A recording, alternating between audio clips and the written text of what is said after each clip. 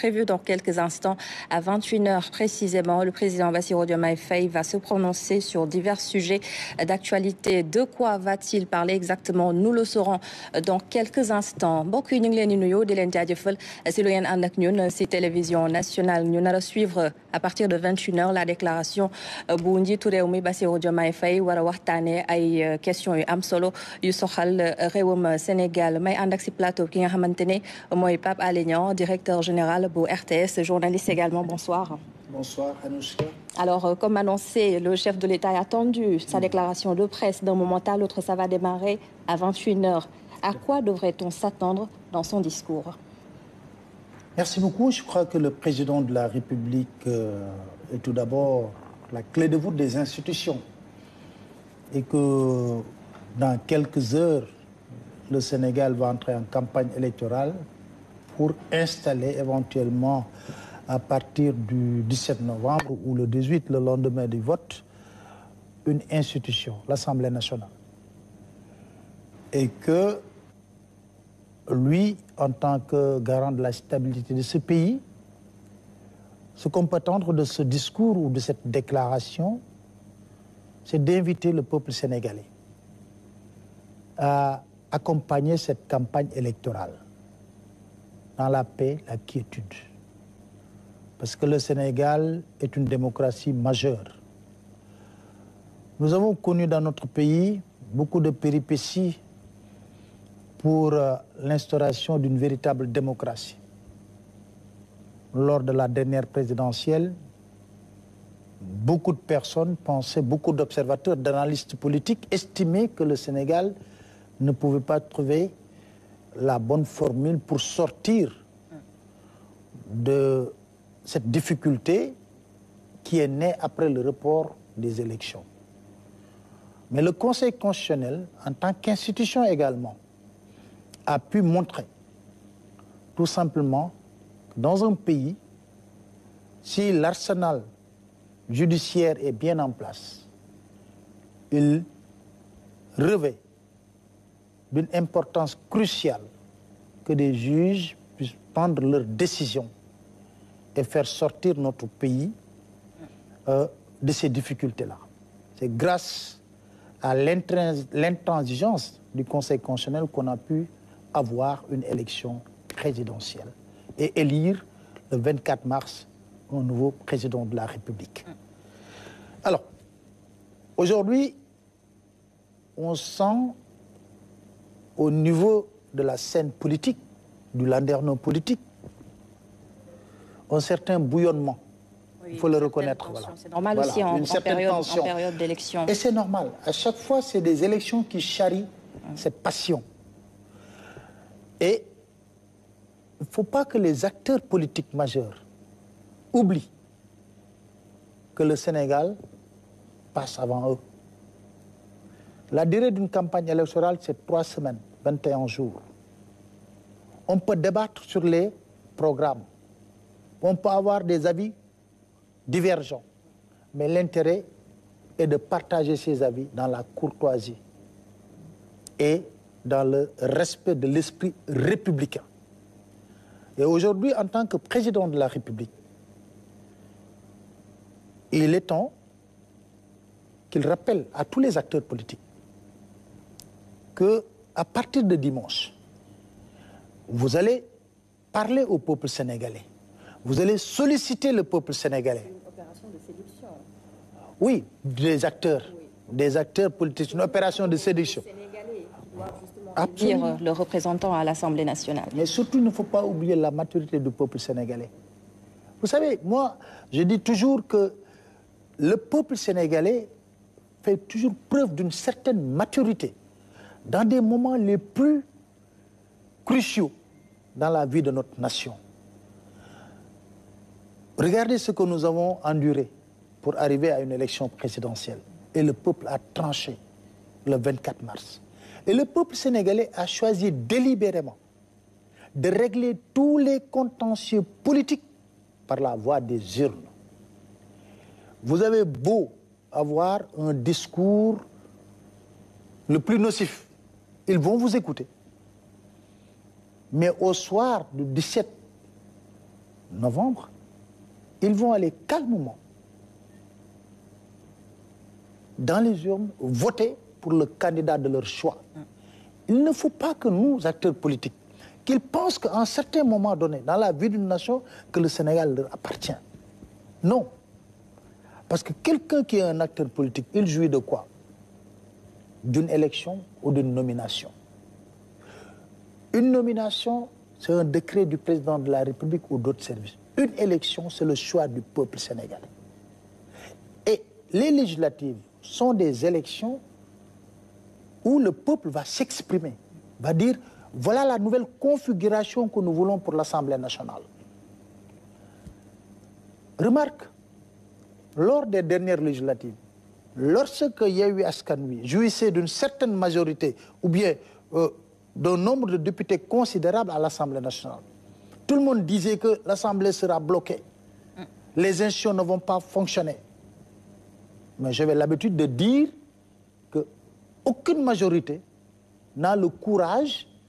de bloquer une loi, des projets, tout simplement pour des raisons politiciennes. C'est une assemblée démocratique. Démocratique. Et c'était le cas. Tout le monde disait que le budget sera bloqué. Mais on a constaté que le budget a été voté aussi bien par la majorité Benno Bokk Yakaar que la majorité Yewwi Askan Wi. Cela montre quand même d'une certaine maturité aussi de notre classe politique. Et on invite cette classe politique à ça. Ça constitue aussi une certaine crainte par rapport à la population. Vous le disiez tout à l'heure, une majorité à l'Assemblée nationale ne veut pas forcément dire que ces députés pourraient éventuellement jouir de leur position de supériorité. Quelque part, on a l'impression que les Sénégalais ont tout de même peur de cette... peut-être qu'on pourrait l'appeler de cette réalité. Oui. Mais vous savez, dans une démocratie normale, il ne faut pas avoir peur de ça. Le Cap-Vert, qui est un pays à côté, a connu plusieurs situations pareilles. Ça n'a pas fait bloquer le pays, en réalité. Donc, c'est pour revenir sur les fondamentaux. Je pense que moi, je m'attends à une déclaration où le président de la République va inviter les acteurs politiques à un discours responsable. Un discours de programme.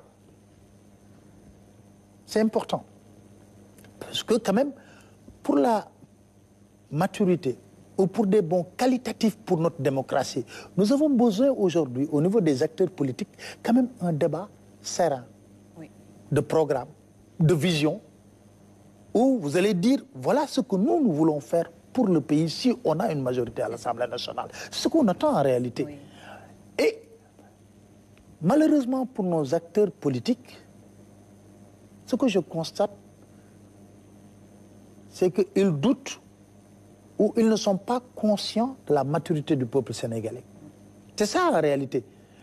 Vous regardez, je cite comme ça, sur les réseaux sociaux, sur TikTok, sur d'autres trucs, des jeunes qui sont capables de décortiquer n'importe quel discours d'un leader politique qui pense qu'il a la science infuse ou qu'il a le monopole du savoir. Les Sénégalais ne sont pas dupes. Non, pas du tout, pas du tout, pas du tout. Nous allons vivre, pour moi, une campagne qui doit être une campagne très relevée, où nous allons avoir des discours cohérents qui vont nous parler de vision, de perspective pour le Sénégal. L'actuel pouvoir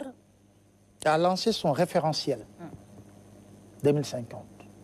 A expliqué comment il compte gérer le Sénégal. Si vous avez une autre vision, un autre programme, partagez ça aux Sénégalais. C'est ce que les Sénégalais attendent. Alors, Papa Lénion, on va faire en Wolof parce que ñi ñi seetaan aussi jot nañu baax na pour ñu xam lan la ñuy waxtaane ñu xam aussi ne njiitu réew mi fileek si kanam tuuti dina def déclaration de presse ñu wax ne dina dellu si waat si ay ponk yu am solo yoo xamante ne soxal na askan wi soxal na aussi la vie politique yow ban genre discours ngay xaar tey ci njiitu réew mi. jërëjëf soxna Anoushka di wax ne njiitu réew mi dañuy wax ne ci nasaraan clé de voûte des institutions maanaam lépp lu fi banqaas yu téye république moo leen féetee kaw ci loolu ñu jëm ci ay élections législatives anticipées élections yooyu ñu jëm nag mu nekk élection yu am importance ndax nguur gu bees moo samp wax ne Sénégalais yi nii laa fas yéene yore réew mi ci la ñu tënk ci seen référentiel wane ko siiwal ko ñu koy waxtaanee mu ne ci loolu nag damay dagaan seen baat pour ngeen may ma ci assemblée nationale li doy ci député pour li ma bëgg a def ma def ko ñu jëm ci ay élection législative muy wareef ci président de la république mu war a yëkkati ay kàddu dalal xelu nit ñi d'abord parce que dara du fi lu bees Sénégal dara du fi lu bees élection anticipée am na fi kon ñu war a ànd ak dal xam ne ci ay campagne électorale lañ jëm te sénégalais yi dañoo fer ay nax lu may fer ay nax maanaam kenn mënul ëlëm seen xel dañoo yeewu bu baax dañ lay jox nopp bu baax di la déglu bu baax a baax a baax loo teg ñu faram fàcce ko xam ci lu mën a nekk tey xale yu ndaw ñoo koy def léegi loolu di wane ñor gi nga xam ne askanu Sénégal ñor na ko ba pare bëgg démocratie parce que soo seetloo amul benn coow ci wàllu politique bu sénégalais yi attewul ci urne yi coow li muy bari yëpp di nga dégg homme politique yi ñuy tojante bopp di wax lu ne nga dégg ko mais sénégalais yi dañuy wax nañ bàyyi ba àpp bi mooy li ñuy wax les périodes de respiration de notre démocratie maanaam àpp lañ la jox ne fal nañ ko ñaari at nañ bàyyi ba ñaari at yi mat ñu delluwaat ci mbañ gàcce gi tànn keneen wala ñu dollil ko kon sénégalais yi dañoo tànn la voie des urnes pour régler tous les contentieux politiques métti woon na ci élection yi ñu génn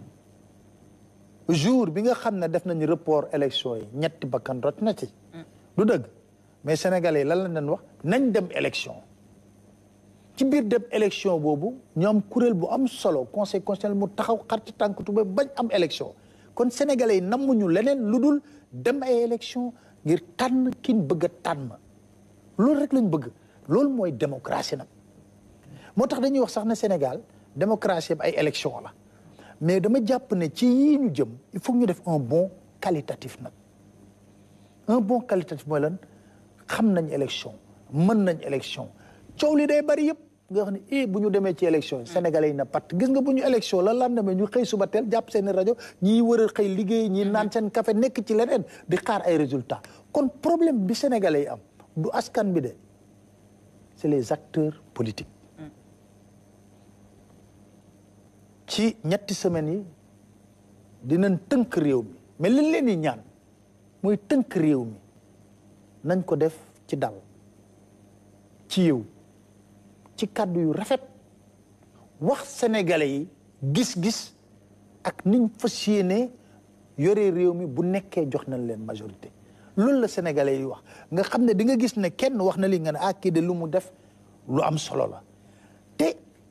mën ngaa génne ne référentiel lii la nit wax benn gis-gis xalaat boo xam ne xalaatoo ko woon mais nga jàpp ne xalaat boobu buñ ko tegee mën na doon gëneel pour askanu Sénégal day tax mu gën a baax donc kon toll nañ ci njiitu réew mi tey jii bu waxee ne day jël kàddu njortu gi ni njort moo de dina massaw ñi nekk ci jafe-jafe parce que réew mi am na ñu nekk ci jafe-jafe boo xam ne du tayeefu nit moo tax jafe-jafe yooyu am nguur gi lam ci man ma ngi koy def ñuy wax tamit na gën a yokk lam ca man ma ngi koy def mais na gën a yokk parce que askan ak ay nit fu mu nekk ci jafe-jafe wareef la ci ñi nga xam ne ñoo yor lee ngay di dogal luñ ci mën ni xat seen tànk tubéy armée baa nga fa ministère yaa ngi fay dem don yaa ngi dem mais ndox du dëkk ak nit kon loolu tamit dañ ko war a dem parce que dañu jëm ci élection ñuy ñaan yàlla si 3 semaines campagne yooyu loolu yëpp dellu soit bañ mën fa organiser élection ñëw ñu dem voter. C'est ça, parce que l'élection aussi dafa tombé comme ni nga ko waxee léegi jamono bu difficile si yenn Sénégalais yi parti yooyu nga xamante ne ci dëkk bi la ñu bokk comme ni ngeen ko xamee def nañ si une série de reportages depuis lors askan wi di jànkonteel ay jafe-jafe yu metti mu tombé ak jamono élection ak jamono campagne buñ ko waxee dañuy dem ci gox-goxaani seeti askan wi waxtaan ak ñoom mais jàppoon ni tamit ak contexte bi tey du xaw a metti tuuti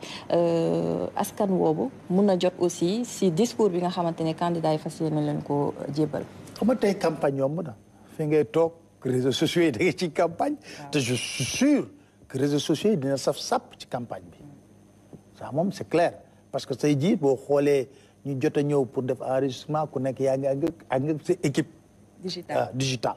donc jàppal na dina saf sàpp te jàppal na te ñii yor nguur gi ils sont très forts si digital lu mu leen fu mu leen yóbbu ci wàllu politique ñëpp xam nañ ko donc du ñàkk mais li ñuy wax tamit ne ñoon ci Sénégal lañ bokk comme ci Sénégal lañ bokk tamit dañoo war a bokk ci lépp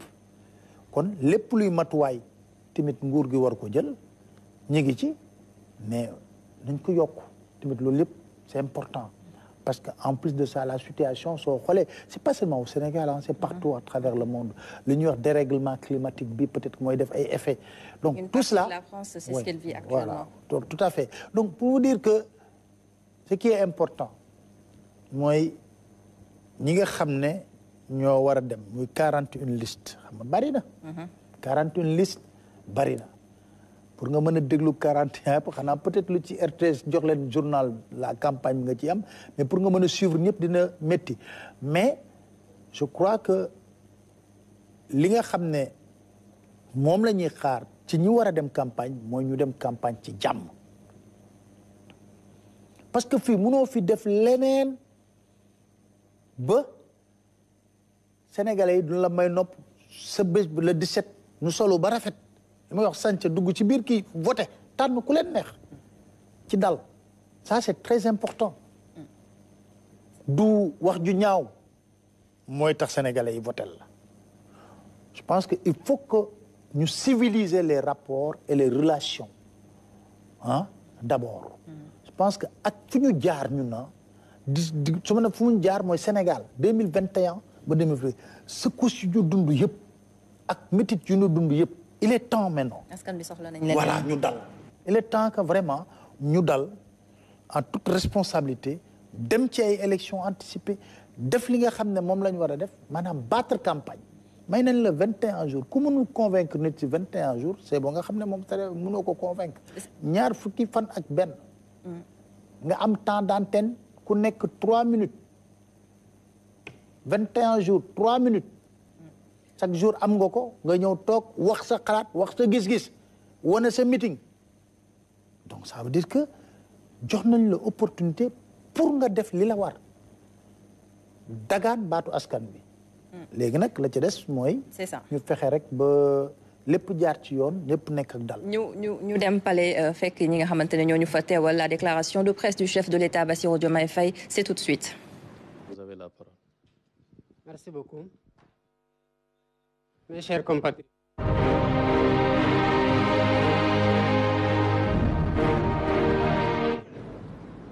en nous offrant en partage ce cher et beau pays, le Sénégal, nos vertus cardinales de paix, de démocratie et de solidarité sont l'une de nos plus grandes forces, une richesse inestimable que nous devons préserver à tout prix. Je rends également hommage au peuple sénégalais, profondément attaché à ses valeurs de paix et de démocratie qui, malgré les épreuves de ces dernières années, a su faire preuve de maturité et de résilience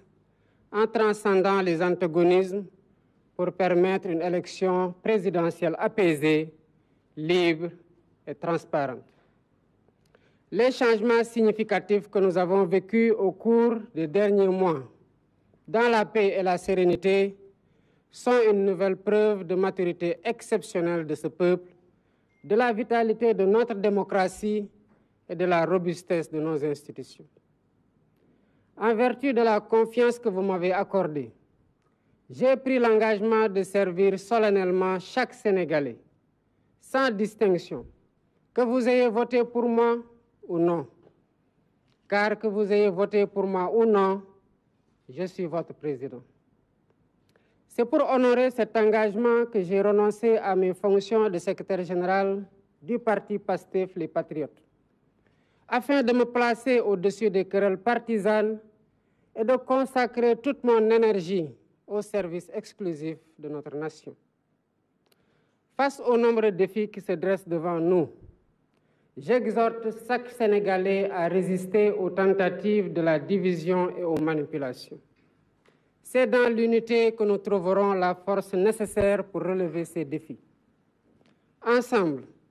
dans la solidarité et le respect, nous serons plus forts. À l'approche de la campagne électorale pour les élections législatives, j'invite tous les Sénégalais, en particulier les acteurs politiques, quel que soit leur bord, à éviter les dérives dans leurs discours et leurs actes. Nous avons observé ces derniers jours des propos et des comportements qui portent des relents communautaires, ainsi que des menaces verbales ou physiques dans l'espace public, médiatique et sur les réseaux sociaux. Ce n'est pas ainsi que nous devons exprimer nos divergences. Les élections sont un moment crucial de choix démocratique, un moment de fête et non un prétexte à la discorde. J'appelle donc chaque acteur à faire preuve de responsabilité, de retenue et de modération. Nous devons tous, collectivement, préserver ce que nous avons de plus précieux, à savoir notre stabilité et notre démocratie. Certes, les défis sont nombreux, mais je veux réaffirmer avec conviction que le Sénégal est sur la voie du redressement. Les fruits de nos réformes commencent à se faire sentir à travers des résultats concrets. Surtout, vous le noterez dans les mois à venir. Je souhaite à tous les Sénégalais et à tous les acteurs politiques une campagne électorale pacifique et digne. Et je vous garantis que ces élections seront libres, démocratiques et transparentes et que le meilleur gagne. Vive le Sénégal. mbokki Sénégal gannaaw bi ma sante yàlla ci bu nu ñu xéewalee ñu bokk li nga xamante ne amul njëg muy bokk Sénégal bi nga xamante ne taar teraanga ak jàmm rek lañ ko xamee lii di jàmm di jàppalante di nawlante mooy li doon suñu kattan suñu alal goo xamante ne mënuñu ko àpp ci njëg moo tax may sargal askanu Sénégal mi nga xamante ne askanu jàmm la askanu teraanga la waaye askan gu fonk démocratie la at yi ñu weesu ak nu mu metti metti askan gi wane na mat wane na tamit bëgg réew mi ba tax na lépp lu mën a xew am nañu élection boo xam ne ci bu mu jotee génn na ci jàmm voté ci jàmm tànn président bi nga xamante ne moom la fi bëggoon teg lii ngeen seetlu nag ci at yi fan yi weesu ci weer yi weesu ci jàmm ndax ñëpp gisoon nañ ne dëkk bi meloon xaajaloo bi féewaloo bi ba ca biir njaboot yi du lenn lu dul méritu askanu Sénégal ak ni nga xamante ne suñu démocratie suñu institution ndëgërlaay bi nga xamante ne askan gi rek ci la weeru ni ngeen ma wooloo nag ba teg ma ci kaw réew mi ma waat ne ci taxaw seen iite rek laay nekkee te duma ci xool xaj ak seen duma ci am xaj ak seen ndax que ñi ma wotal ak ñi ma bañ a wotal yëpp maay président ñëpp kon ñëpp laa war a boole njaboote engagement boobu ma jël nag ba mu tax ma génn ci politique ci Pastef ci ni ma nekkee woon seen secrétaire général waaye nekk fa simple militant pour mën a gën a nekk bañ a péete mën a njaboote ñëpp moo tax ma def ko te dinaa ci def sama kéemtalaay kattan ngir njëriñu Sénégal jafe-jafe nag bëri na waaye gouvernement bi xar na ci tànk tubéyam ci sama njiit ak njiital président Ousmane Sonko mi nga xamante ne mooy premier ministre nañu moytu dugg ci li nga xamante ne def ñuy féewale day gën a andi jéeyu ci réew mi nañu moytu lu mel noonu ci biir booloo ci biir manko ci biir déggoo la ñuy mën a songanteeg lépp loo xamante ne jafe-jafe ci suñu kanam di suñu kanamu njaboot ci kanamu Sénégal bi ñu bokk ñu war ci ànd ak nag nawante ànd ceeg solidarité ndax loolu moo ñuy kattanal ci lépp loo xamante ne soobu nañ ci ñu ngi dem ci campagne électorale ci élection législative yi may woo sénégalais yépp waaye woo rawatina ñi nga xamante ne ñooy acteurs politiques yi ak fu ñu mën di féete nañu moytu wax gu ñaaw ji nañu moytu discours yi nga xamante ne dafa ànd ak violence nañu moytu tamit teg ay jéego yoo xamante ne dafay fësal violence seetlu naa ci fan yi ñu génn commencé naa dégg wax joo xamante ne dëgër na ëpp na sax ci nuñ ko mën a nattee bu ñu gisee fu ñu jógee ak fu ñu mën a yóbbuwaat am na ci sax ñoo xamante ne ñu ngi commencé di jax-jaxal loo xamante ne ab mbirum waasu la wala mbirum gëm-gëm ci biir ci télé yi ci émission yi ci espace médiatique yi waaye tamit ci réseaux sociaux yi sama gëm-gëm du noonu la ñu war a régler suñu féewaloo démocratie dafa ànd ak ku nekk wax sa gëm-gëm nangul keneen point de vue am te mu bañ a àndi noonu élection yi ñuy dem élection yu am solo la ci tànneef war a doon sax feet ci démocratie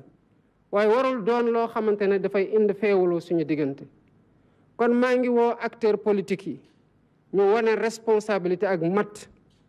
te tamit yem ci propos yi ñuy wax maanaam ci kàddu yi ñu bañ ko ñaawal nañu rafetal lépp dañuy dem waxtaan ak askan wi bu ñu paree askan wi dina dem ci jàmm nu mu ko defee woon 24 mars te mu gënoon metti tànnaat koo xamante ne moom ñoo xamante ne ñoom la bëgg ñu teewal leen assemblée nationale suñu responsabilité la nag ñun ñëpp citoyen acteur politique ñu sàmm li nga xamante ne amuñu lenn lu ko gën a am solo muy suñu démocratie suñu stabilité jafe-jafe yi bëri na loolu dëgg la waaye bu ñu booloo manko dinañ gis ne que Sénégal mën na génn ci jafe-jafe yu mu nekk dem ci eeru naataange bu ngeen seetloo lu ñu commencé teg lu bëri xëy na communication bi mën na am mu des waaye am na lu bëri lu ñu fànq ci yàqu-yàqu ci loo xamante ne ñu tegoon la ba pare wala lu ñu doon waaj a teg maa ngi ñaan nag sénégalais yépp di ñaanal Sénégal di ñaan tamit acteurs politiques yi ñu dox ci jàmm ndax ñu mën a am campagne électorale ci jàmm waaye li ma leen mën a biral mooy élection législative yi moom dina leer ba buñ ci jógee ku ñu daan di nga xam ne yow lañ daan nga war a mën a am matug félicité koo xamante ne moo la daan ñiy fekkante assemblée nationale teewal Sénégal ci jàmm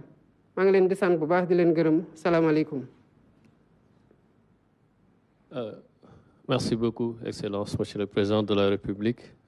Comme ni ma ko waxee woon sànq président ci jotaay bi bëgg na mu nekk itam laaj ak tontu ci kaw loolu sànq amoon na ñu recensé woon seen tur xanaa ñu leen biralek ni journaliste bu ci nekk benn laaj nga am donc moom dina jël ñetti question ki ci njëkk di monsieur Abdoulaye Diop nekk le quotidien 24 heures donc Abdoulaye am nga benn laaj Issa Tine moo ci topp bu Walfadjri.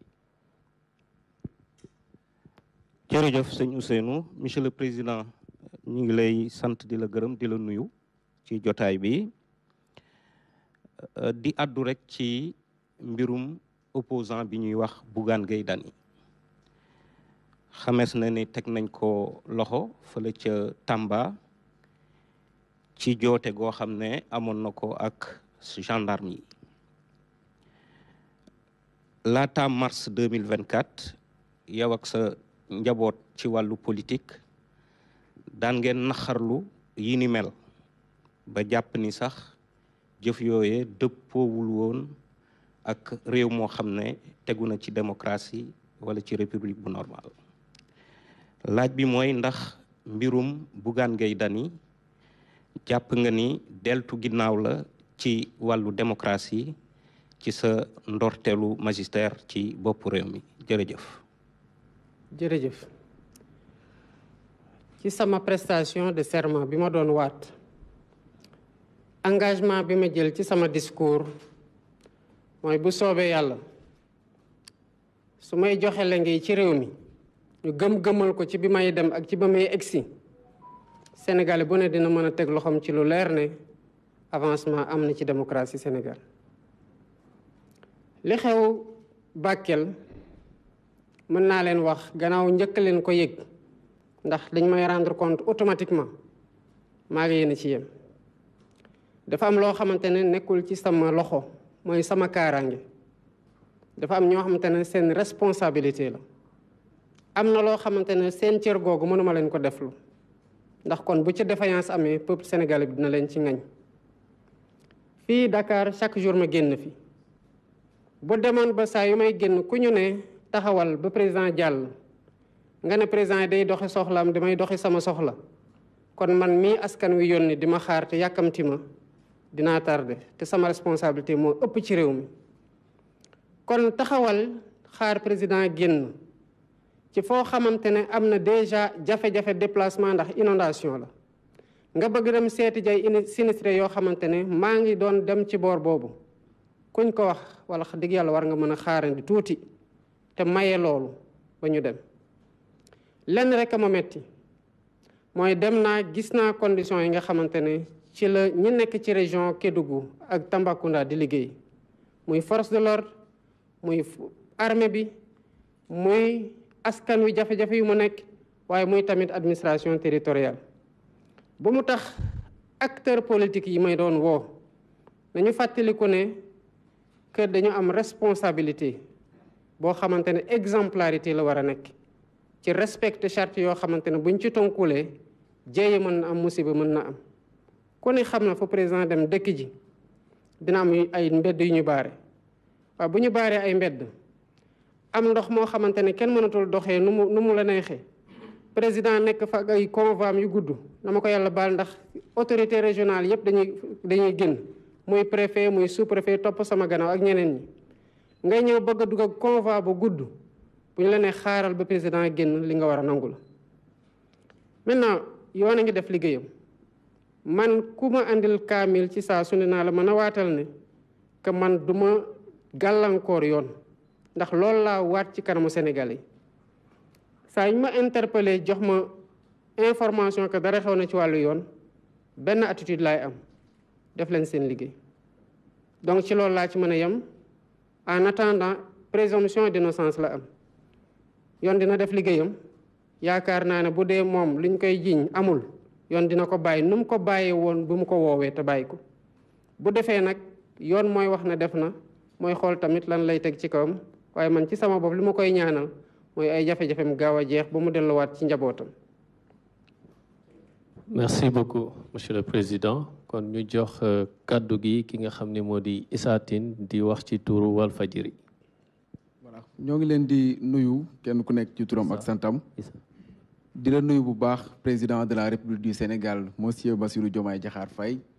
sama laaj dama koy jëmale ci li nga xam ne sànq yaa ngi koy wax muy ay kàddu yu ñagas yoo xam ne dañ koy faral di dégg ba ci sax xëy na loo xam ne mën na indi ay jéye ci réew mi ngay évoquer réseaux sociaux ñu am loo xam ne gis nañ ko ces dernières 48 heures muy koo xam ne da nga ko nommé bi nga ko nommé ñu toog tuuti gis ci réseaux sociaux yi ay nit di ñaawlu nomination bi nga xam ne moom nga ko nommé mu di PCA bu SNHLM nit ñooñu après ñenn ñi di ko minimiser mais dafa dem ba law ba ci ñi nga xam ne xëy na ràññee nañ leen lool ci biir parti bii di PASTEF te nga bokk ci démissionné woon ci sa secrétariat général bi nga xam ne yaa ko jiite woon sànq yaa ngi koy souligner est-ce que Samba Ndiaye bi nga xam ne moom lañ nommé da ngeen ko fas yéene teggi ndax dégg nañ sànq premier ministre Ousmane Sonko mu bind ab bataaxal am lu mu wax ne des mesures correctives seront apportées mu ne loolu lan lay tekki ci mesures correctives yooyu la bu ngeen ko teggee ci poste bi mu nekk est-ce que du wane que ni président de la République dañ koy def pression pour que su fekkente ne dafa jël ay dogal jërëjëf. commentaire moom naa la ko bàyyi puisque moom annoncé na ay mesures correctives xam naa ne boo bëggee xam mesures correctives yi muy nekk moom lañ koy interpeller ndax propos la waaye li ma bëgg a wax mooy dama nangul ñuy wax que ñu bokk ak man langue wala ñu bokk ci sax kuje gi ñu bañ a d'accord ak man ci li nga xamante ne moom laay teg comme ay acte bés bu ne te ñu am droit tamit wax ko que mu nekk opposition que mu nekk samay propre partisan dañu am droit am désaccord ak li nga xamante ne maa koy poser comme acte parce que dañ maa dénk lu ñëpp bokk ñëpp a teg ci seen bët war ko watu am ci seen kàddu en tant que citoyen loolu mooy démocratie ma nangul ko ñëpp nag li ma bëgg a wax rek ci coow li puisque coow am na mooy dafa am fu ñu jëlee Sénégal wax naa ko sànq ci message bi ma doon def te lu ko waral mooy wooteeg jàmm dafa am fu ñu jóge am ay féewaloo avant élection njaboot gi sax biir famille ñu ne am na ñoo xamante ne ay frère ak i sœur ay waajur ak i doom waxatuñ ndax politique yàlla dogal changement régime am ñun ñu doon buntu xatal di ñu teg lu ne te mu tegul woon lu dul ne bëgg a téye sa nguur ñu am matug am esprit de dépassement ki nga xamante ne bokk na ci ñi gën a sonn muy président Pastef premier ministre actuellement Ousmane Sonko taxaw Grand Théâtre ne lépp loo xamante ne def nañ ko moom ci boppam baale na ko muy jëfu jullit ndax ku ko xam-xam ne bëri na lu muy wax ne royukaayam ci wàllu politique yonant bi la sallallahu alayhi wa sallam te lu ne teg nañ ko mu am doole fayu baale waaye foofu sax sori na Afrique du Sud gii bi apartheid amee ñu def seen commission vérité et réconciliation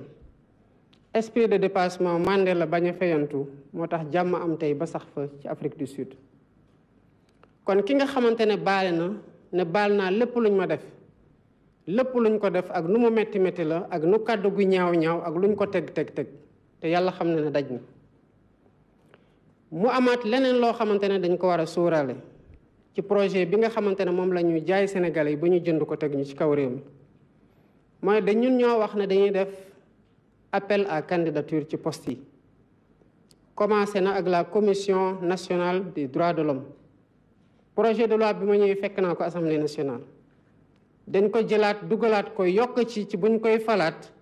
day am appel à candidature te ñu ngi ci procédure yi bientôt ngeen gis lancé nañu ko kon boobu ñoo ko ci dugal niñ ko nar a dugalee ci yeneen poste waaw buñ ko dugalee est-ce que dañ koy appel à candidature bi day nekk kese ñi nga xamante ne ñoo ànd ak ñun wala sénégalais yépp lay nekk ak boor bu ñu mën a bokk waaw bu ñu nekkee ci boor bu ñu mën a bokk est-ce que dañuy wax ne képp koo xamante ne mës nga wax Bassirou Diomaye Faye lu ñaaw rek mënoo bokk ci appel à candidature bi gëwuma loolu li ma gëm kon appel à candidature mën na ubbi jur ay nit waxoon ci ñun lu ñaaw tegoon ñu sax lu méttee waaye commission buy analyser dossiers yi nangul leen ne ñoo gën a xarañ ñu jël leen teg leen est-ce que bu boobaa dañuy wax ne ñii dañu doon wax lu ñaaw donte ñoo gañe nañu leen tegg fu ñu nekk gëwuma loolu li ci tegu nag mooy dama nekk kaso ñu teg coalition bi ci base bi ñëpp xamoon nañ du pour man pour suñu candidat bu ñu gàllankoor la woon bi ñu demee ba mënatul dem ñu teg ma coalition bi doon coalition Diomaye président ma ñëw fekk fa ay nit ñu bari ñu xeex ak ñun ndax boobu ñu ngi ci opposition jëlaguñu woon nguur ànd ak ñun ñu gañeendoo nguur mu am ci ñoo xamante ne nag ci période bu ñu ñëwee ànd ak ñun ndax dañoo bëggoon nekk candidat ñu gàllankoor leen ñu ñëw ànd ak ñun wala dañoo renoncé sax laat ñu leen di gàllankoor ànd ak ñun wala dañoo dabee feneen ñëw ànd ak ñun ñooñu joxe nañ def nañ ci coono def nañ ci seen alal def nañ ci seen temps kon ñooñu dañoo ànd ak ñun xeexandoog ñun ak fuñ ñu mën a dabee ba ñu am nguur kon ñooñu kenn mënul wax ne dañoo transhumé kon buñ ci falee kenn ñu andilaat wax joo xamante ne waxoon nañ ko mu ñaaw te kiñ ko gën a wax sax moom baale na dama yaakaar ne bu ñu nekkee du sulli loolu jafe-jafe yi ma fi fekk ak féewaloo kon du fi mës a dañ te kon day nekk pàccum Sénégal yu am solo parce que bu ma jëlee seen candidat kese waxuma ñeneen sax ñoo xamante dem nañu voté feneen am nañu 1,6 million voix te du ñooñ kese ñooy Sénégal day nekk pàcc bu important yu Sénégal yoo xamante ne ci ni ñu waxee ni pour jël ci xayma rek Sénégal 2050 daanaka dañ leen di génne ci ñu mën a liggéeyalaat seen réew gëwuma loolu. par contre ku ne xam na Bassirou Diomaye Ousmane Sonko keneen ak keneen ci biir Pastef ci opposition bi ku politikul amul kenn koo xamante ne di nga def lu waroogu yoon yaakaar ne jege pouvoir bu ñu nekk actuellement mën na doon protection pour yow parce que gëmuñu loolu. kon ku ñëw bu dee dafa am loo xamante ne def nga ko li ñu lay defee bu jotee ñu toppee la ko dinañ la topp ci ñuy ànd ak ñun ci coalition ak ci ñoo xamante ne sax ci bu ñuy sos parti bi ñu ngi ca woon ba ci man mii nga xamante ne maay président de la république. kon que ñu teg ay acte mu nekk nomination mu nekk ay décret mu nekk ay leneen ak leneen ay nit bañ ci kontaan loolu lu ma comprendre la lu ma nangu la ndax loolu mooy démocratie. Merci beaucoup, Excellence. Nous avons troisième et dernière personne, Madame Fana Cissé, pour Presse Afrique. Bonjour à toutes et à tous. Monsieur le Président, moi j'ai juste deux petites questions. Pour la première, on sait que vous avez les prérogatives de nommer aux emplois civils et militaires. Aujourd'hui, avec la nomination de Sam Ndiaye, aujourd'hui, avec la... Je rappelle, s'il vous plaît, Madame Fana, que pour le principe, un journaliste, une seule question, s'il vous plaît. D'accord. Donc, je vais aller pour la deuxième question. On a connu avec le régime passé des ministres et des DG qui désertent leur bureau pour battre campagne. Avec la rupture tamponnée à PASTEF, comment comptez-vous gérer l'agenda gouvernemental? On sait que Fadilou Keïta, DG, CDC, est nommé directeur campagne au niveau de PASTEF, tout comme le ministre de l'Assainissement, Cheikh Tidiane Dièye, qui va gérer la communication. D'abord, le poste de directeur de campagne, beaucoup de coalition, c'est quelqu'un déjà qui ne bouge pas. Donc pour nous stigmatiser, jël nit boy ko hégémonie parce que c'est nañ touram ci lo xamantene lu ñu ngagne la té nek diko di ci tontu ci digënté laaj ak tontu bu dox sama digënté. Li ci téggu nak moy gouvernement bi fu mu nek ni def nañu 7 mois. Amna ci ñu sonn nak parce que fu ñu joggé motax. Té pourtant dañ leen wax na bu leen dem noppalu ji. Kon li ñuy xaar ci ñom man la seule chose qui m'intéresse moy est-ce que tout célérité biñ ci wara def yépp mu ngi ci. Amna ñoo xamantene sen responsabilité moy ñu délivrer à temps. Tout dépend de comment ils s'organisent. Est-ce que dañoo def ay heures supplémentaires? Est-ce que dañoo dem fanaan ay guddi pour mëna am yo xamantene avancer nañ ci sen liggéey? C'est des choses qui arrivent. Man mi di wax ak yow, il arrive que ma ñëw sax dimanche liggéey lu bari pour lundi ma mëna dégager plage yo xamantene dama ci recevoir ay nit. Kon organisation travail bi man duma ci impliqué wu à mon niveau.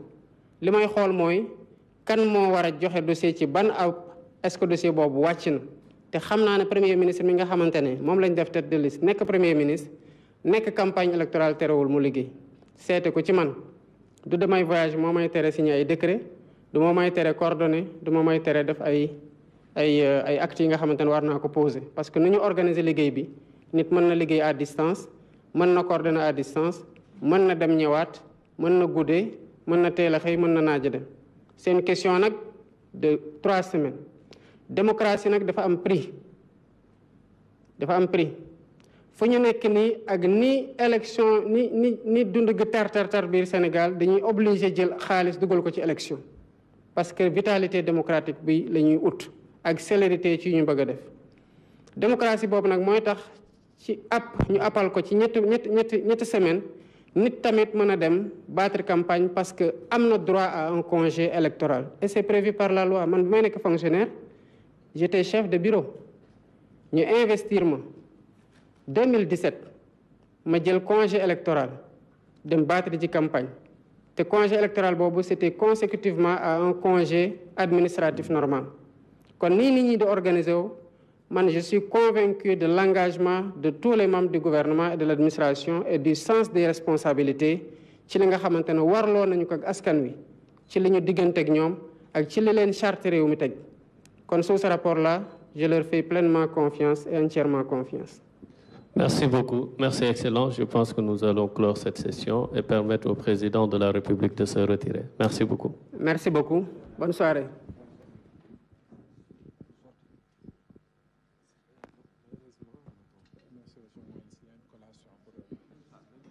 Et pour la presse, j'annonce qu'il y a une collation qui est prévue. Merci. Merci d'être tous là. Alors nous venons de suivre la déclaration de presse du président de la République, Bassirou Diomaye Faye, qui, comme on le pressentait, est revenu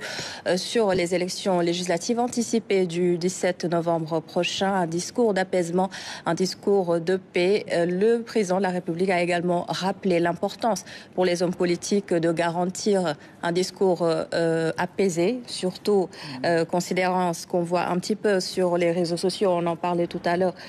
On peut régler les querelles, mais en toute élégance. Qu'est-ce que vous avez retenu particulièrement dans ce discours? Les points qui vous ont interpellé? D'abord la forme. Hein. La forme, je pense que c'est la première fois qu'on voit... D'habitude, on avait l'habitude on voyait un président de la République qui venait, si c'est une déclaration, faire tout simplement une déclaration solennelle et partir. Mais cette fois-ci, il a accepté de faire une déclaration en français, une déclaration en wolof, puis par rapport à l'actualité brûlante, prendre 2 à 3 questions et de répondre en wolof. Parce que qu'on le veuille ou pas, le français est élitiste à un certain niveau. Vous ne pouvez pas toucher la majorité des Sénégalais. Et c'est un exercice qui est très important. Parce qu'on reprochait à nos présidents très souvent d'être froids dans leur communication. Mais cette fois-ci, on a senti une certaine chaleur dans la communication du président de la République, sa volonté également de communiquer sur, je mettrai entre guillemets, de ne pas fuir certaines questions. Parce que c'est des questions quand même qui pouvaient apparaître comme des questions pièges, qui pouvaient soulever des polémiques et tout cela. Mais de manière tranchante, le président de la République a répondu à ces questions.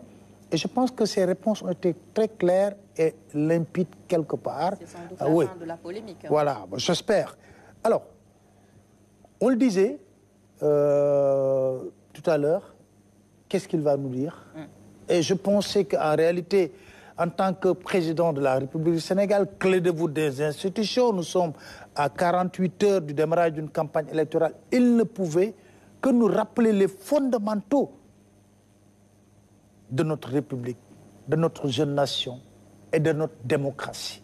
et de la maturité du peuple sénégalais. Voilà les 4 axes sur lesquels le président de la République est revenu. Dès l'entame de son discours, le président a été très clair. Il a dit que le Sénégal est un pays de paix, un pays de démocratie. Et nous avons l'obligation de gérer cette richesse qui est très précieuse pour notre pays. Parce que, quoi qu'on puisse dire, le Sénégal a connu des moments difficiles, mais le génie du peuple sénégalais nous a toujours permis. On dit toujours que le Sénégal a des ressorts. Le génie du peuple sénégalais nous a toujours permis quand même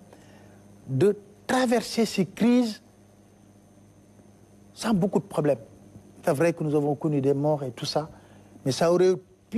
été pire si on avait laissé passer. Alors, il est revenu, mais il est également revenu ce que nous disions tantôt sur la robustesse de nos institutions. C'est le terme qu'il a utilisé, la robustesse de nos institutions. C'est très important. Je parlais tantôt, comment le Conseil constitutionnel a résisté pour amener le peuple sénégalais à la tenue d'une élection le 24 mars. Il a rappelé cela. Et donc, c'est très important. Nous avons des institutions qui sont solides. Parce que c'est clair que si ce que le Sénégal a connu en février, mars, si d'autres pays... Bon, on connaît la suite de l'histoire. Mais fondamentalement, le président de la République a rappelé au peuple sénégalais, a rappelé aux acteurs politiques la robustesse de nos institutions. Mais surtout, il se met au-dessus de tout le monde. Il a clairement dit que j'ai décidé, moi, son Excellence Bassirou Diomaye Diakhar Faye, dès que mon élection a été actée le 24 mars, d'être un président de la République au-dessus de toutes les contingences politiques et de servir le peuple sénégalais. Qu'on soit avec lui ou contre lui. Parce que le 24 mars, lorsque les résultats ont été publiés, lorsqu'on a connu les résultats, que vous soyez avec le président Bassirou Diomaye Faye ou non, il est devenu le président de la République du Sénégal et bien élu. 54% au premier tour. Ça, c'est un choix démocratique transparent. Alors, et il a tenu à rappeler aux Sénégalais que pour mieux vous servir, pour vous montrer que je ne suis plus dans des contingences politiques, j'ai renoncé à mon poste au niveau de PASTEF pour devenir un militant simple. Autrement dit, je suis au-dessus des partis politiques. Aujourd'hui, c'est le président de la République, le serviteur de la nation qui est là, qui est prêt à servir le peuple sénégalais dans sa globalité. C'est très important. Et il a exprimé quelque chose qui est très important. Il dit ensemble, de manière solidaire, nous devons aussi avoir ce même génie politique qui nous a permis de traverser des crises, de savoir que c'est un moment T de l'évolution démocratique du Sénégal. La démocratie, c'est un moment de respiration à travers une élection. Maintenant, ayons l'intelligence politique, comme nous l'avons toujours fait, pour aller à des élections, à une campagne civilisée, à une élection présidentielle, législative en toute quiétude. Et là, il tire la sonnette d'alarme, il attire l'attention en disant que j'ai remarqué depuis un certain temps des propos discourtois, une certaine violence dans le discours. Et j'interpelle les acteurs politiques pour qu'il y ait le sens de la responsabilité. Parce que les défis sont énormes aussi. Oui. Et il rappelle que les élections, c'est un moment de fête pour une démocratie normale. Qu'est-ce qu'il y a de nouveau aujourd'hui au Sénégal? Rien, absolument rien du tout. La tenue d'une élection législative, ça doit être un moment de fête, d'allégresse. Et là, il dit, rappelez-vous ce que nous avons enduré pour avoir des élections présidentielles. Et nous avons eu l'intelligence de surmonter cela. Et aujourd'hui, où on n'a pas connu une telle situation, on doit aller prendre ces campagnes comme un moment de fête, au moment de notre démocratie sénégalaise, qui est aujourd'hui vantée un peu partout à travers le monde. Et pour cela, il faut avoir le sens de la retenue et de la mesure. C'est ça. C'est très important. Et il dit, oui, les termes, retenue, modération. Pourquoi? Parce qu'il incombe à chaque Sénégalais, pas seulement aux acteurs politiques, il incombe à chaque Sénégalais de préserver notre démocratie. C'est le président de la République qui parle, notre stabilité. C'est très important.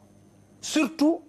il dit surtout qu'au moment où nous pensons que nous sommes dans la voie du redressement, est-ce qu'on doit prendre ce moment et faire basculer le pays dans une situation que personne ne souhaite?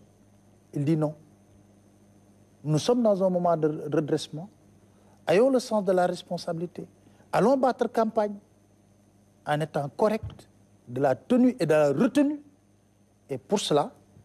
il invite à une campagne pacifique. C'est ça. Très bien. Et ce qui est important, il le dit, rassurez-vous, je suis là. Je vais veiller pour une élection libre. Ce sont les garanties qu'il a. Démocratique et transparente. Voilà, résumer le discours du président de la République. Allez vers une campagne pacifique. Rappelez-vous, ça, on peut résumer ça de très simple. N'oublions jamais que la démocratie est sacrée dans notre terroir, le Sénégal. Continuons à cultiver cette richesse incommensurable de paix dans notre pays. Continuons à savoir que moi, en tant que président de la République, je vous dis de manière claire et nette et précise, je suis au-dessus des contingences politiques. Si je vous le dis, vous devez me croire dans la mesure où j'ai démissionné de mon parti. Mais je vous invite, vous, acteurs politiques, à être courtois, à être responsables, à battre campagne, parce qu'une campagne électorale est un moment de fête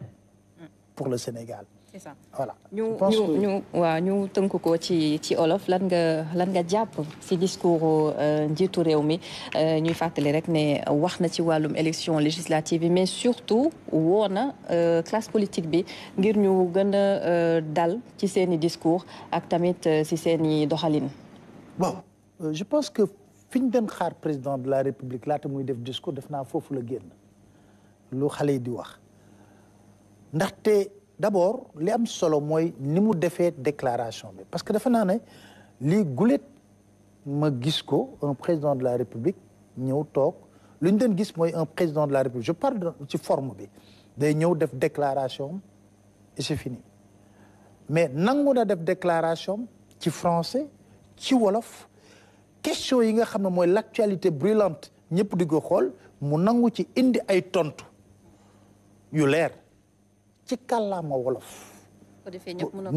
bu ko defee ñëpp mën a comprendre donc mooy exercice boo xam ne dañ ko daan namm di ko bëgg ci njiitu réew mi saa su ne parce que ñun journalistes yi dañuy bëgg ces moments-là parce que c'est des moments très importants ci suñu démocratie que ki nga xam ne mooy président de la République sénégalais yi tànn ko réew mi day am foo xam ne dañ ciy toll dañuy laaj ci moom mu génn wax ak sénégalais yi wax googu nag tey ni mu ko génnee ni def ko loo xam ne lu am solo la ci dalal ba pare may sax journalistes yi ñu jàkkaarloog moom parce que yi fi jotoon a jaar yëpp mooy dañ den tànn ay journal mais tey gis nga journalistes yu bari yu ko poser ay questions mais président de la République ci li mu yëkkati ci message am dafa fàttali sénégalais yi ne leen bu leen fàtte de ne luñ gën a am loo xam ne Sénégal dañ ko koy tatagalee moo nekk jàmm ju am Sénégal lu ne xew na fi ñu ne Sénégal day këpp day weng day truc toujours di nga gis les ressorts maanaam sénégalais yi bu ñu demee rek am na une ligne rouge boo xam ne kenn du ko franchir mooy jàmm googu mu ne jàmm googu nag lu ko laytaay mooy démocratie bi nga xam ne moo am ci réewum Sénégal mu ne démocratie googu nag kenn mënu ko xayma wala di ko natt ci tolluwaayam mu ne loolu buñ ko amee ci réew mi dafa fekk ne ñu way ñu mat askan bu way bu mat moo nekk ci réew mi tànn li nga xam ne moo di démocratie ne noonu la bëggee ñu yor réew mi di nga xam ne mooy réewum Sénégal mu ne démocratie googu li ko gën a téye mooy dëgër gi nga xam ne suñu institution yi dëgër na ko moom laa la doon wax léegi ne la bu ñu demee ay élection nañ ko gërëmee conseil constitutionnel yi passé élection présidentielle yi ñoo tranché woon waaw ñoo tranché dëgër ci nag kon loolu li muy fàttali rek mu ne bu kenn fàtte ne dañoo am ay institution ay banqaas yoo xam ne moo tax ñuy wax république moo tax ñuy wax état yu am dëgër lool ba bii sooxee bii dina ko fàttali na ko boo sooxee man dinaa taxaw pour mandargal dëgëral li nga xam ne moo di démocratie ak li nga xam ne moo di république mu ne fàttaliku leen sénégalais yi am nañ jaar bu métti laata ñuy jëm ci élection présidentielle bu ko kenn fàtte kon mu ne ci loolu bëgg-bëggam moom mooy servir le peuple sénégalais en tant que président de la République ndax le 24 mars ba ñu voté ba pare ba résultat yi génn ku bëgg ku bañ ku nangu ku nanguwul mooy le président de la République sénégalaise fii ak juróomi at te ne loolu leer na ci boppam xam na ko bu baax a baax noonu la fas yéene taxawee noonu la fas yéene yore réewum Sénégal ci juróomi at mu ne ma fàttali leen yéen sénégalais ne luy gën a dëgëral li ma leen wax moo di man bañ ma falee mu leer ma ne fal nañ ma président de la République sénégalaise parti bi ma bokkoon nekk fa secrétaire général dama fa démissionné poste bi pour nekk un militant simple pour mën a sol mbubbu président de la République yamale ñëpp servir le peuple sénégalais mu ne mi ngi fàttali acteurs politiques yi ñeneen mi ngi dégg ay wax yu ñaaw dem na ba tudd ko waaso xam nga Sénégal mosu ñoo xam waxi waaso li ma daan yàgg wax ne homme politique yi ñoo koy manipuler mais ñun suñu biir xamuñu waxu waaso on le connaît pas d'ailleurs on le connaît pas xamuñu ko xamuñu waxi waaso ñun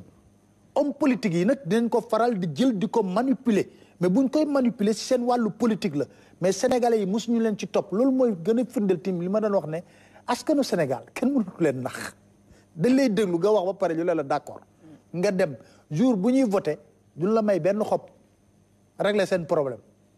voilà donc léegi moom nee na mi ngi gis ay wax yoo xam ne day féewale ci réew mi ay manipulation nee na loolu baaxul nañ ko bàyyi xel te dañoo war a ensemble àndandoo yëkkatindoo dóorandoo pour réewum Sénégal mën a jóge ci mbir mi nee na mi ngi woo acteur politique yi nag ñu fàttaliku benn mbir wax du ñaaw taxut a joxe nit poste des propos discourtois nee na nañ ko dindi ci wax yi man ngaa campagne te doo wax lu ñaaw man ngaa campagne te doo sos doo duudal loolu yëpp mën nga koo def mu ne parce que da ngeen war a jàpp ne élection ci biir démocratie moment de fête lay doon maanaam campagne dafa war a xumb neex ku nekk di waxante mu neex kon moment de fête la war a doon warul nekk moment boo xam ne dañ ci tamante dëmm di bëgg a rayante déedéet c'est un moment très important te loolu nag pour mu mën a nekk nee na il faut acteurs politiques yi xam ne dañoo war a am retenue ak modération réew mi ñoom moomuñu ko de acteurs politiques yi dañ ci am wàll ñeneen am ci wàll kon mu ne da ngeen war a am retenue ak modération mu ne loolu nag moo ñuy may retenue ak modération bi ñu dem ci ay élections préserver suñu démocratie kenn du ko gàkkal kenn du ko tilimal préserver tamit suñu stabilité c'est très important mu ne lu tax ñëpp war a def loolu parce que Sénégal dafa nekk ci yoonu jubbanti redressement pour ñu jublu ci li am solo parce que lii 21 jours la bu bëri bëri un mois la mais dafa am yeneen priorité yoo xam ne mooy xaar Sénégal te lu tax mu am solo gis nga bu ñu génnee si législative yi dañ toog ñaari at yoo xam ne duñu xam ay élection ñu noppalu nag jublu ci wàllu koom-koom jublu ci wàllu jafe-jafe yi parce que c'est ça le plus important ñi ñuy fal dañ leen fal pour ñu liggéeyal askan wi donc loolu buñ ko fàttee mu ne ci loolu lay wax ne nañ dem ci campagne boo xam ne day am jàmm ak dal ku nekk wax li nga nam ma def mu ne moom nag en tant que njiitu réew mi li muy wax sénégalais yi di ko wax acteurs politiques yi di ko wax liste yi jongante yépp ne li ko war dina ko def ba mu mat sëkk moo di lan def élection yu jaar yoon libre démocratique transparente nee na sénégalais yi tànn ñi bëgg yóbbu leen fi nga xam ne mooy ca pencum ndaw mi loolu moom soo déggee ni mu ko waxee c'est avec fermeté je pense que le président de la République a été très clair dans son discours comme nous l'avons pensé avant même son discours et que aujourd'hui il a encore montré que c'est un président de la République au-dessus de la mêlée comme on dit qui est là pour permettre vraiment l'un des contingences politiques et qui appelle tous les acteurs à une campagne apaisée. C'est ça. Et que le meilleur gagne. Oui. Alors, Pape Alé Niang, yow yaa nekk aussi directeur général de la RTS su ñu waxee élection ak moment yu amee ni solo RTS dafa am aussi wàll bu am solo bu mu si joué ñu lay xaar aussi si dispositif ak accompagnement bi nga xamante ne sunu équipe yi fas yéene nañu ko taxawee. waaw di gërëm tous les employés de la RTS xam nga lu tax parce que ba ñu yégee ne dañuy jëm ci élection législative ba tey jii ñi may liggéey ak ñëpp en permanence sama bureau daanaka mooy seen bureau pour que ñu discuter bañ ko yégee toog nañ waxtaan suñu biir ñu ne nan lañ war a def ñu dem ñuy xool ñi ngi doon ñaan ne ay waay liste yi bu mu bari et tout ça mais liste yi am nañ 41 listes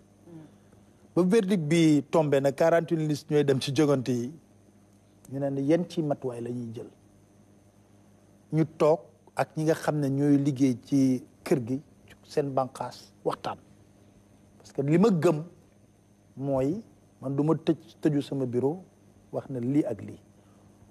j'ai appelé tout le monde peut-être que sax am na ñu may toj wax dama bëgg réunion mais je pense que c'est une démarche participative pour ñëpp ku nekk initiative ñu toog ñu discuter quand on a fini de discuter ñu def une expression des besoins maanaam li ñu fas yéene dem ci élection yi RTS dafa am service de mission de service public muy wareef bu la dul wàcc boo ko deful ñun 41 listes yëpp dañuy topp seen campagne kon xam nga laaj na ay matuwaay ci wàllu oto ci wàllu logistique caméra yeeg yooyu yëpp bañ waxtaanee ba juboo ñu tënk lépp ci kayit waxtaan ak kilifa yu ñu fas yéene waxtaan ak ñu jox ñu la top départ ñu fexe ba fi mu nekk nii ñi sant yàlla la ñu bëggoon lépp yegsi na maanaam lu jëm ci wàllu oto yi mat na parce que fekkoon nañ un parc automobile quand même bu amoon ay difficultés am nañ 30 L200 yoo xam ne fekk boobu génnoon nañ 20 ci parc automobile bi yoo xam ne moom lañ teg ne 20 yi war na mën a dem campagne parce que ñu jël am nañ 30 yoo xam ne yegsi na tey def nañ ci liñ ci war a def yëpp boole ko 20 donc am nañ 50 véhicules yu disponibles ci 50 yooyu dañuy jël 40 ni parce que li ñu décidé mooy chaque liste dina la jox équipe chaque liste dina am équipe boo xam ne c'est composé tout naturellement d'un chauffeur d'un journaliste d'un cadreur et d'un preneur de son pour nga dem ci sa campagne pendant 21 jours ñu xool expression des besoins au niveau des caméras et tout ça tout ce qui est technique def na ne tey recevoir nañ lépp mooy caméra yi on a une trentaine de caméras yu yegg seeg loolu yëpp pour renforcer notre équipe ak li fi nekkoon ñu fas yéene ànd ak dem campagne maanaam sur le plan logistique moom on a vraiment déployé les grands moyens pour permettre également de travailler en toute quiétude on a tenu benn réunion ak ñi nga xam ne ñoo di les mandataires des différentes listes 48 waxtaan ak ñoom ci méthodologie de travail parce que RTS lépp lu mu ciy def c'est sous le contrôle du CNRA CNRA ñun dañuy filmer teg yónnee CNRA vous validez ñu dugal nos journal de campagne ñu discuter maison de la presse réunion ak tous les mandataires waxtaan ak ñoom ci méthodologie de travail bi ñu waxtaan ci ba jubóo ci ay kàddu fi mu nekk nii dafa naa équipe yi ñu ngi fii Dakar monté nañ leen équipe bu nekk xam nañ ban liste ngay ànd ak incha allah suba lañ war a jël matuwaay yëpp pour équipe yëpp nekk en position xam naa peut-être dimanche donc bañ waxtaanee ak tamit les mandataires vraiment juboo nañ ci kàddu ci liggéey bi moo tax soo xoolee tàmbali nañ depuis alxames maanaam démb ñi ngi ñëw di enregistrer ku nekk xam nga heure bi nga war a enregistrer wax nañ la ko ñi ngi ñëw calmement Pape Madi bi coordonné mi ngi koy topp moom Khalis Seck ak ñoom Ousmane ak François ñoom ñëpp Xavier ñi ngi ci di ko toppatoo service protocole bi yëpp ku nekk ñu jël sa temps nga ñëw enregistrer sa temps vraiment tout se passe très bien en ce moment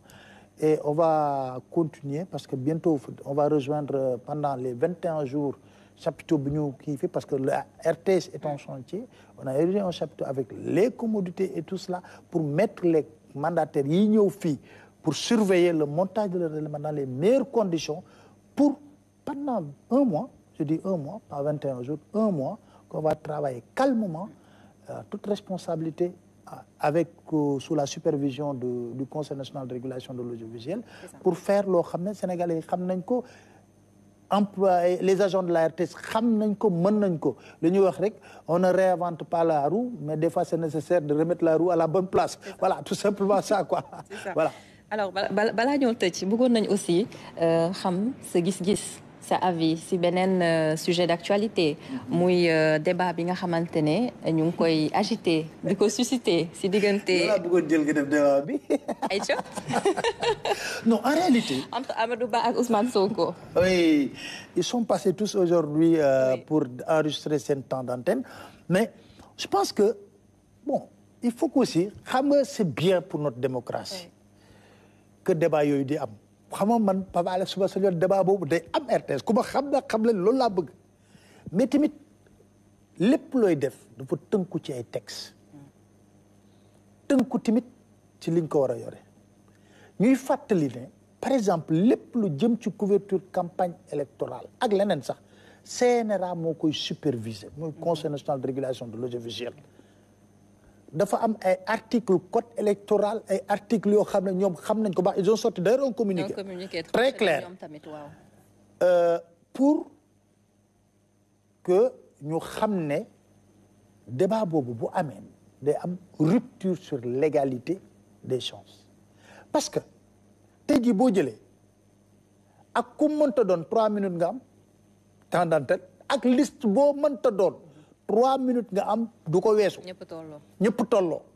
kon yow tey jii bu nekkee 41 listes dafa jël nga offrir par exemple à Amadou Ba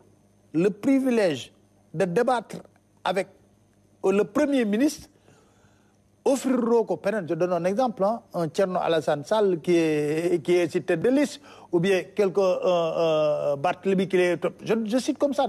il y a rupture d'égalité maanaam rupture d'égalité te da ngay violer article moo tax coow li mu bari ñun déggoo ñu ci parce que xam nañ lan la texte yi wax xam na nañ nan la ko képp ku ko def da nga violer texte yi te dafa am rupture d'égalité entre les candidats te dañ ne buñ jëmee ci ay élection dafa am yamale mais man su ma sañoon loolu bu nekkee ne pare naa ñu def débat boobu buñ paree campagne. waaw mu doon yeneen circonstances. yeneen circonstances beneen période bu ñu bëggee bu ñu génnee ci campagne parce que débat boobu day continuer. C'est un débat et ce serait très bien pour notre démocratie. xam nga la laa bëgg sax il faut aussi que parce que on regarde sur toutes les chaînes de télévision des débats entre un ministre avec un grand homme politique voilà il faut que aussi loolu c'est des bons qualitatifs pour notre démocratie. C'est des bons qualitatifs il faut qu'on accepte parce que malheureusement li ngay gën a constater fii c'est toujours que le leader il préfère venir challenger avec un journaliste mais doo gis un duel par exemple le journaliste qui est là qui dit bah, écoute il y a tel ministre qui est prêt à faire un débat avec un homme politique boo xam ne c'est un parti de leader de parti politique wala un leader de parti politique jàkkaarloog beneen leader parti politique ñu def loolu c'est rare koo ci wax ak il préfère venir dans des élections dans des émissions pour challenger c'est ça la vérité aussi mais loolu du jëmale du jox suñu démocratie ñu am un bon qualitatif parce que aujourd'hui pour leeral askan bi bu ñu génnee ci période électorale bi c'est possible quand même qu'on permette